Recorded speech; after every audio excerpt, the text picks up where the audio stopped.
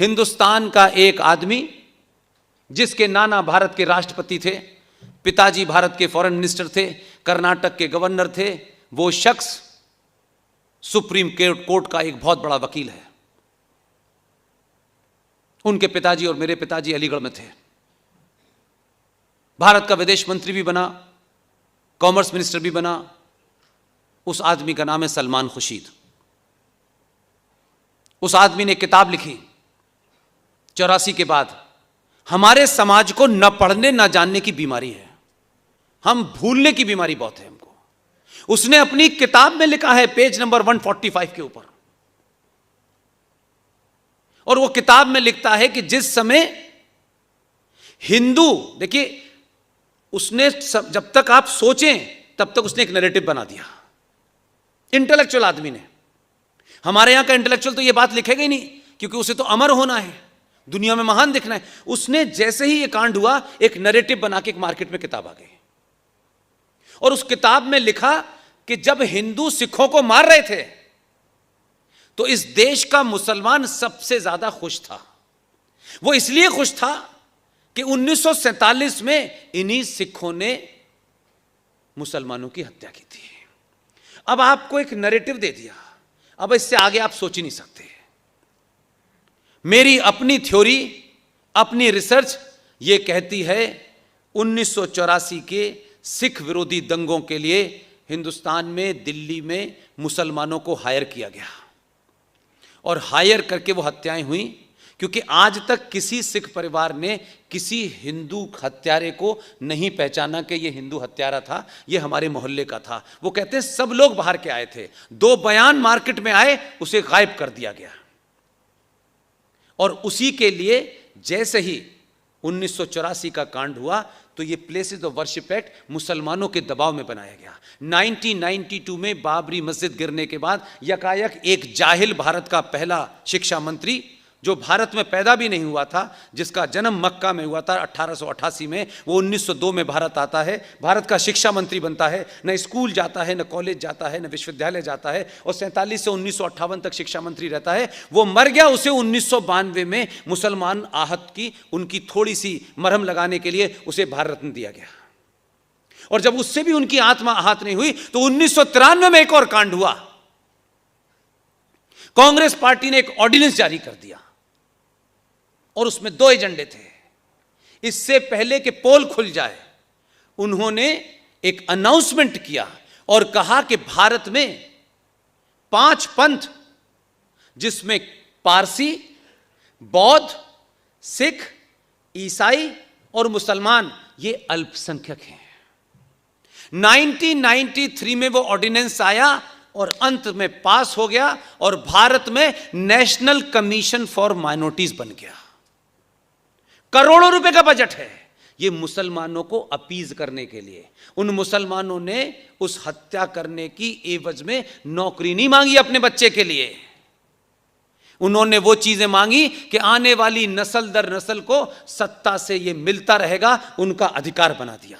और 93 में national commission for minority बना, और उस माइनॉरिटी कमीशन का अरबों खरबों का रुपया माइनॉरिटी के नाम पे सिर्फ मुसलमानों को जाता है, क्योंकि पारसियों की गिनती मात्र 40,000 है, और पारसियों ने कभी आज तक 1 रुपए का वहां से फायदा नहीं लिया। सिखों ने लिया, बौद्धों ने लिया, और इस देश के ईसाइयों को जरूरत नहीं है। सारा का सारा बजट वहां जाता है।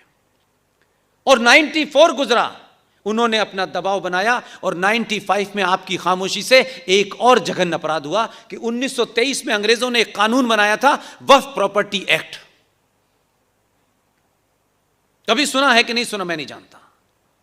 वक्फ एक शब्द है अरबी का, जिसका मतलब होता है कि मैं अपनी प्रॉपर्टी अल्लाह को दे देता हूं, यानी उनके नाम कर देता हूं, उनकी वसीयत कर देता हूं, उसे वक्फ कहते हैं। उसके ऊपर 1923 में अंग्रेजों ने एक वक्फ बोर्ड बनाया था, और उसके अंदर इस किस्म की प्रॉपर्टी को मैनेज करने का था कि ये मुसलमान अपनी प्रॉपर्टी अल्लाह को देना चाहते हैं तो अल्लाह के नाम कर दें। वो अब ये अजीब मजाक है, अल्लाह है नहीं, उसकी प्रॉपर्टी है, अल्लाह के नाम पे मजा ले रहे हैं। तो 1923 में वहां से चला, फिर 1956 में फूल वाले चाचा ने उसमें अमेंडमेंट कर दिया। और आप देखिए उसमें क्या जघन्य अपराध हुआ है। आपके शहर में भी हैं ऐसे लोग, हरियाणा में हैं, पंजाब में हैं, राजस्थान में हैं, दिल्ली में हैं। यह किसकी जिम्मेदारी थी कि इन चीजों के बारे में समाज को जागृत करते हैं?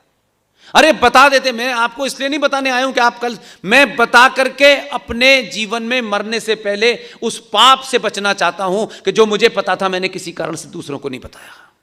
बाकी आपकी जिम्मेदारी, आप बताएं ना बताएं, आप आजाद हैं। इस गिल्ट में नहीं रहना चाहता मैं कि जो मैं जानता था मैंने नहीं बताया कि यार मैं क्यों बताऊं, मेरा क्या फायदा है, मैं क्यों अपना टाइम बर्बाद करूं। 1905 में आने से पहले आपको पता है 56 के बाद 85 में क्या जघन्य अपराध हुआ। जब भारत और पाकिस्तान का विभाजन हुआ था तो हजारों मुसलमान यहां से अल्लाह मियां के देश में बसने के लिए भाग गए थे कि हम पाकिस्तान जाएंगे। चले गए थे वो लोग, उनकी यहां प्रॉपर्टी बहुत सारी खाली पड़ी थी पूरे पंजाब, क्योंकि आपका पाकिस्तान में किसी का जाना नहीं हुआ होगा, मैंने 12 साल नौकरी की है। अरबों अरबों खरबों की प्रॉपर्टी। लाहौर तो बहुत रिच जगह थी, और लाहौर किसके नाम पे बना हुआ है? भगवान राम के पुत्र लव और कुश के नाम पे लाहौर बसा हुआ है। भगवान राम के बालकों के नाम पे जो शहर है, वहां दिवाली नहीं मनती, यहां मनती है। उस लाहौर में खरब खरब पति थे हिंदू। पंजाब की एक मंत्री थी इस सरकार में, मोदी सरकार में, उनके एक ओएसडी हमारे दोस्त हैं, वो जाना चाहते थे, मैंने वीजा दिलवाया, मैंने कहा आ जाइए। वो गए, झंग नाम की एक जगह है पंजाब में, उन्होंने अपना घर पहचान लिया। मैंने कहा रोना धोना कम करना यहां। वो चले गए घर पे, आंसू निकलने लगे उनके। और उस घर में मैंने बताया कि ये इनका घर है, ये मेरे दोस्त हैं, ये मिलने आए हैं आपसे, ये अपना घर देखना चाहते हैं, इनको अपना घर पता चल गया है। उस घर में बच्चियां मालूम है क्या कह रही थी? ये जरा सोचिए कि उस आदमी के सीने पे क्या असर हो रहा होगा। उनका भाईजान, ये आपका घर है, आप लोग बड़े अमीर थे क्या? अब ये अपने घर के भावुक हो गया बेचारा ओएसडी। उसने कहा कि यहां तो हम जब भी कोई दीवार में कुछ भी कील ठोंकते हैं, दीवार टूट जाती है, उसमें से हमें चांदी की अशर्फियां मिलती हैं। कहीं हम यहां गड्ढा खोदते हैं, हमें यहां सोना मिलता। उस बच्ची के लिए एक एक एक एक एक, एक अजीब सा सरप्राइज था ये कहना, लेकिन उससे पूछो, उसको सब पता है। ऐसे रिच मकानों को जो यहां से मुसलमान गए थे, उनको लाहौर में जगह दे दी। आपके यहां इंदिरा गांधी ने ये मर्दानगी का काम किया था। उसने कहा कि दिल्ली पंजाब में जहां जहां से मुसलमान गए हैं, ये हिंदू जो यहां से आए हैं, इनको इनकी प्रॉपर्टी दे दो, इसमें बसा दो। ठीक है, फेयर इनफ। 84 में उनकी हत्या हो गई। मुसलमानों ने राजीव गांधी से एक ही डिमांड रखी, और मैंने कहा कि उस दौर में तो हम भावुकता में ऊपर उठे हुए थे ना। बीजेपी की स्थिति पार्लियामेंट में एक फूल दो माली वाली थी। राजीव गांधी ने उसी दबाव में जो सारी प्रॉपर्टी थी, मुसलमानों ने कहा ये प्रॉपर्टी मुसलमान भाइयों की है जो यहां से भाग के गए थे, इसमें यहां हिंदुओं को बसा दिया था, अब इतने दिन हो गए, ये प्रॉपर्टी आप वक्फ को दे दीजिए, हम चलाएंगे। वो अरबों खरबों की सारी प्रॉपर्टी दिल्ली पंजाब राजस्थान में मुसलमानों को वक्फ की दे दी। जो हिंदू उसमें फ्री में रह रहा था, आज 50,000 रुपए वक्फ बोर्ड को दे रहा है, और किराया वो निर्धारित करेंगे भारत सरकार का, कोई उसमें कुछ नहीं चलेगा।